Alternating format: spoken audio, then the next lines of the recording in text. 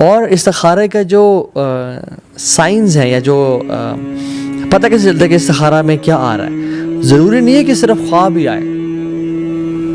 خواب آ سکتا ہے ایک بہت ساری پاسبلٹیز میں ایک پاسبلٹی کی خواب آ جائے, لیکن دیر کوڈ مینی تھنگس. آپ بزنس کرنا چاہ رہے ہیں, پتہ چلا کہ او جی مارکیٹ کریش کر گئی ہے, دس از اے نیگیٹو سائن.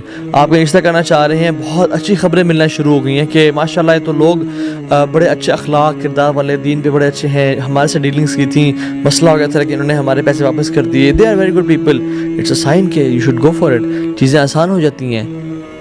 یہ جو ہے نا کہ اللہ اس کام کو میرے لیے آسان کر دے اور برکت ڈال دے, وہ یہ کہ چیزیں اسموتھ ہونا شروع ہو جاتی ہیں.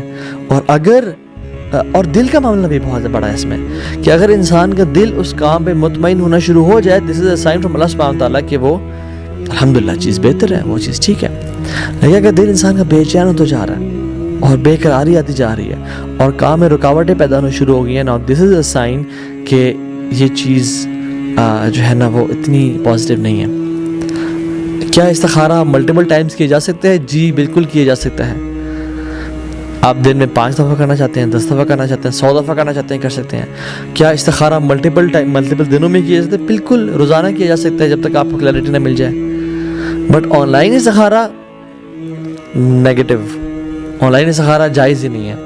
ہمارے ہاں تو اللہ معاف کرے بہت بڑا ٹرینڈ ہے کہ مولوی پیسے کمانے کے چکر میں یا ریٹنگ بڑھانے کے چکر میں یا لائیو کالز دینے کے چکر میں مولوی بھی اور اینکرز بھی سب ملی بھگت ہے.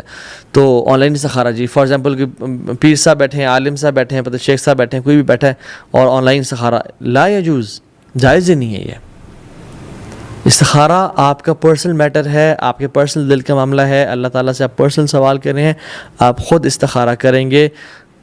تیسری شہر میں بیٹھا ہوا بندہ لائیو کال پہ جس کا شکل بھی نظر نہیں آ رہی اور پیچھے بیٹھ کے وہ فوراً سے استخارے کا رزلٹ بھی آپ کو دے رہا ہے, فال نکال کے یا پتہ نہیں کیا کر کے, قرآن کی کوئی پیج کھول کے, not at all, it's not allowed. ایک تو کسی سے استخارہ کروانا جائز نہیں ہے, دوسرا اس کا رزلٹ فوراً سے بتا دینا یہ پتہ نہیں کیسے کر لیتے ہیں, اور تیسری بات ہے کہ یہ فال نکالنا یا یہ لکی ڈرا یا یہ وہ کرنا کہ نیگیٹو نمبر آئے گا تو ٹھیک, اچھی بات نہیں, اگر پازیٹیو آئے گا تو یہ بالکل ٹھیک باتیں نہیں ہیں. ہاں کبھی کبھی فار ایگزامپل آپ جب بے قرار ہوتے ہیں, بے چین ہوتے ہیں, تو آپ قرآن کو کھول کے آپ قرآن کو پڑھنا شروع کر دیں, 2-4 پیجز میں آپ کو اس چیز کا آنسر مل جاتا ہے. That's another thing. وہ استخارہ نہیں ہے, وہ ایک ویسے ایک چیز ہے. لیکن کسی کو یہ کرنا, یا خود میں استخارہ کرنے کے بعد قرآن کھولوں یا کوئی پیج کھولوں تو اگر میری نظر سب سے پہلے کسی اور نمبر آیت پہ پڑھے یا ایونٹ پہ پڑھے, یہ بالکل عجیب سی باتوں کا باتیں ہیں. خواب میں ریڈ لائٹ کا آنا یا ریڈ کوئی چیز دیکھنا ایز اے نیگیٹو سائن اور گرین چیز دیکھنا ایز اے پازیٹیو سائن, یہ سگنلز والی جو پالیسی ہے نا وہ انسانوں کی ہے, وہ اللہ تعالیٰ کی نہیں ہے. کہ ریڈ سگنلز مینس کہ آپ رک جاؤ اور گرین مینس سے چلے جاؤ, تو یہ اللہ تعالیٰ بھی امیجن کسی کو بلو آ جائے پھر وہ کیا کرے, کسی کو یلو آ جائے پھر وہ کیا کرے, کہ وہ صرف انجن سٹارٹ کرے اپنا. واللہ عجیب کانسیپٹس ہیں ہمارے استخارہ کے مطابق. ٹھیک ہے. اچھا ایک اور وہ بھی ہے کہ اگر تم صبح اٹھو تو تمہارا چہرہ رائٹ سائڈ پہ ہو تو ٹھیک ہے, اگر تمہارا چہرہ لیفٹ پہ ہو تو نیگیٹو ہے. عجیب فضول بات ہے. خواب آ سکتا ہے, دل کسی طرف مائل ہو سکتا ہے, دل دور بھی ہو سکتا ہے, چیزیں اسموتھ ہونا شروع ہو جاتی ہیں, ایز اے پازیٹیو سائن. چیزوں میں رکاوٹ آنا شروع ہو جاتی ہے, اٹس نیگیٹو سائن. اور کچھ علماء کہتے ہیں کہ جب استخارہ بھی دعا ہے نا, سنس دعا ہے, اور دعا کے بھی لیولز ہوتے ہیں قبولیت کے اور انسان کے اپنے نیچر کے. فار ایگزامپل ایک انسان بغیر سمجھے استخارہ کر رہا ہے, اب شاید اس کا کلیئر سائن اتنے نہ ملے, اور ایک انسان اس کے اندر ڈوب کے اس کے مطلب کو سمجھ کے استخارہ کر رہا ہے اور اس نیت سے کر رہا ہے کہ ادعوا اللہ وانتم موقنون بالاجابہ, اللہ سے اس طرح دعا کرو جس طرح تمہیں یقین ہو کہ وہ قبول ہوگی, اور وہ یقین کے ساتھ دعا کر رہا ہے, اور وہ اس میں جلدی نہیں کرتا کہ یار اب دعا قبول نہیں ہو رہی, استخارہ کا کچھ آ ہی نہیں رہا. یہ جو تیزی ہے نا کہ میری دعا قبول نہیں ہوتی, یہ جب انسان کہتا ہے تو اس کی دعا قبول نہیں ہوتی. حدیث میں آتا ہے کہ انسان اللہ تعالیٰ انسان کی دعا قبول کر رہے ہوتے ہیں حتیٰ کہ وہ کہہ جاتا ہے کہ میری دعا قبول ہی نہیں ہو رہی. تو depends on case to case. But کسی نے اگر بہترین استخارہ کیا تو one of the result is 100% result is کہ اس کا کام وہ ہو جاتا ہے, پازیٹیو سائن. یا اگر وہ خیر کا باعث نہیں تھا اور اس نے دل کے ایمان اور توکل کی کیفیت کے ساتھ دعا مانگے تو وہ کام اس کا ہوتا ہی نہیں ہے, اٹ مینس نیگیٹو سائن. ہاں اگر کوئی کام ہو جائے آپ نے استخارہ بھی کیا تھا لیکن اس کے بعد پھر طلاق ہو جائے, کیا کریں؟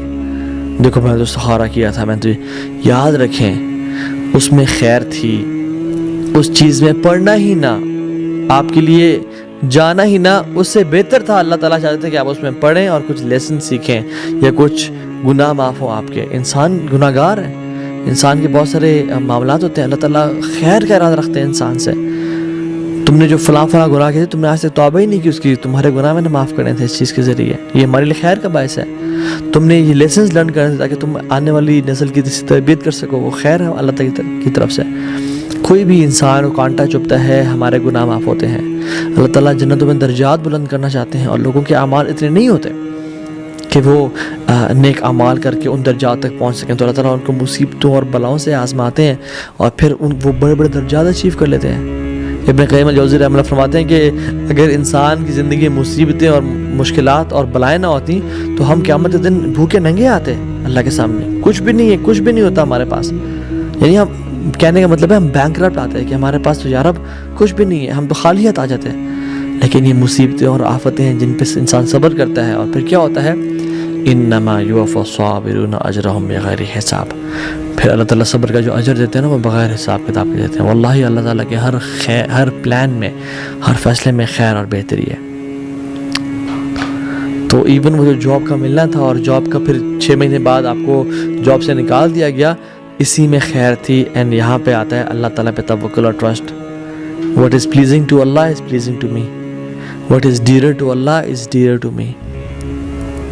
So خود کریں استخارہ. ہاں کچھ ایسے ڈیسیجنز ہوتے ہیں جس میں میوچل فیملی کا ڈیسیجن ہے. فار ایگزامپل شادی کرنی ہے, بہو کو لے کے آنا ہے, تو ڈیفینیٹلی بہو سسر کی بہو ہے اور ساس کی بہو ہے, تو پیرنٹس بھی اس میں استخارہ کر سکتے ہیں. ٹھیک ہے, اسی طرح سے بھائی بہن بھی استخارہ اس معاملے میں کر سکتے ہیں, بیکاز ایک میوچل کمبائنڈ ڈیسیجن ہے, ہر بندہ افیکٹ ہوگا اس سے. تو میوچل ڈیسیجنز, میوچل چیزوں میں جس میں ہر فیملی کے ممبر انوالوڈ ہو ڈائریکٹلی یا انڈائریکٹلی, تو وہ کیا جا سکتا ہے, اس میں استخارہ فیملی کر سکتی ہے. لیکن یہ کہنا کہ فار ایگزامپل جی فلاں ملک میں میری خالہ پھپھو بیٹھے, خالہ میرے لیے استخارہ کر دیں, میرے لیے ماں جی میرے لیے استخارہ نہیں, ماں جی اپنے لیے استخارہ کر رہی ہیں, آپ کو اپنے لیے کرنا ہوگا.